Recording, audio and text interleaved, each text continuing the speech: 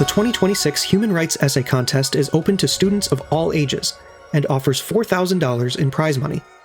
The focus for this contest is on the sentencing of human rights activist Jimmy Lai to 20 years in prison, and how this sentencing should impact US-China relations.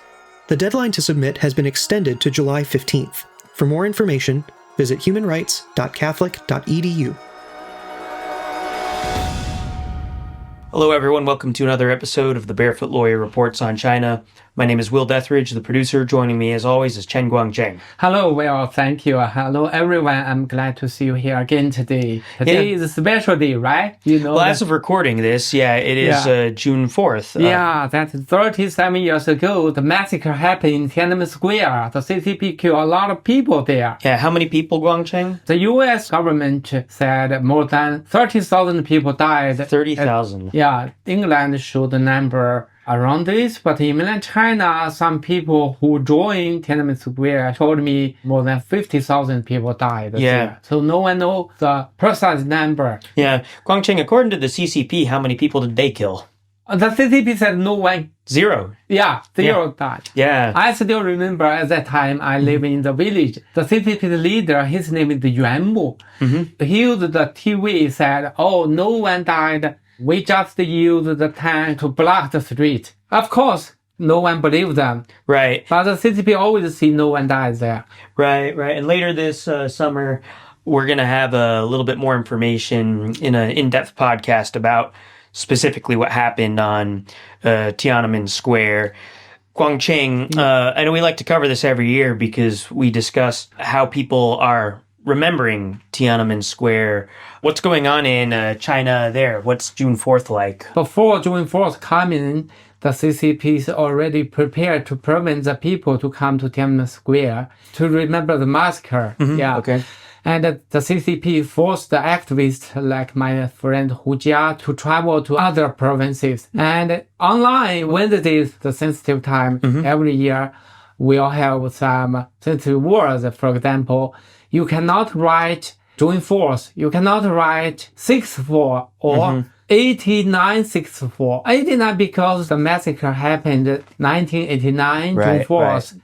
And you cannot write the candle. Why candle? Candle because a lot of people burned the candle to try to remember the people died in Tiananmen Square or in Chang'an Street. So this is why, a lot of netizens use code words. For example, they cannot write June 4th, so they can say May 35.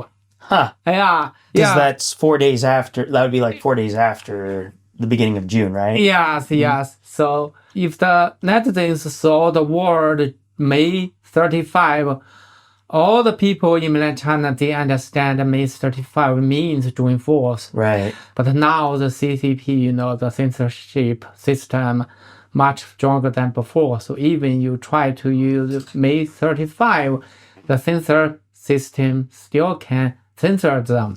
Wow. So they just keep banning more and more words? Yes. More and more sensitive words. Guangcheng, despite this, are people still talking about it or learning about it in China? How successful is the Communist Party in preventing people from remembering? Of course, the people still remember June 4th. And I saw one person, his name is Chen Yunfei. When I was under house arrest, Chen Yunfei flew to my hometown and talked to the CCP's police, asked them, why is Chen Guangcheng under house arrest? Of course, the CCP, forced him to leave. And this year, before the sensitive time coming, he tried to hide. Why did he try to hide, Guangcheng? Because every sensitive time, the CCP will force him to relocate away from his home. So he will not protest. Okay. So, of course, he didn't want to do that. Okay.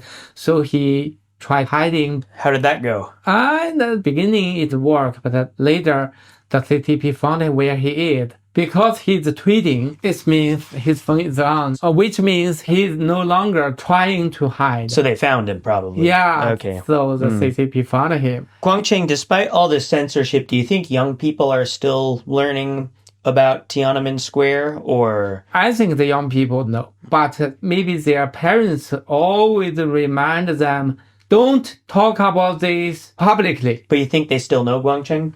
I think more and more people know. Of course, not all the young people know that. But I believe the internet very useful to let them know. Yeah, if the people know how to climb the firewall before joining force, of course, it's very easy to read the information about Tiananmen Square. Right. And Guangcheng, do you think a lot of young people are climbing the firewall? Yeah, I can be sure of that. Okay. That I can be sure, yeah.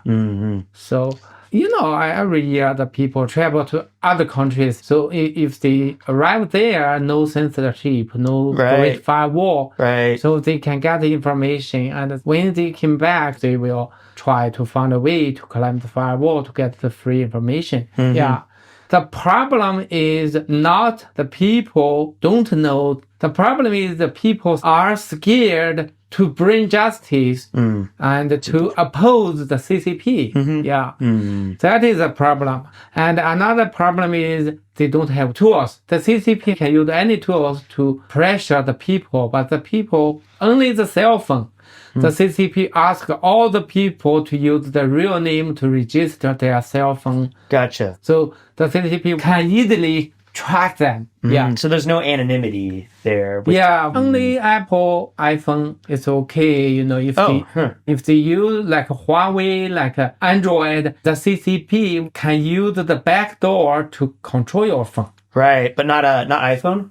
No iPhone until now, I think. Yeah. Oh, we should get our podcast sponsored by Apple, right, Guangcheng? Yes. So, that is happening. Well, like I mentioned, we're planning on releasing more in-depth analysis about Tiananmen Square in the coming weeks, so we encourage our listeners to keep an eye out for that and follow our work on humanrights.catholic.edu. Guangcheng, thank you very much for all the information about what's going on. Yeah. Thank you, Will. Thank you, everyone. The 2026 Human Rights Essay Contest is open to students of all ages and offers $4,000 in prize money.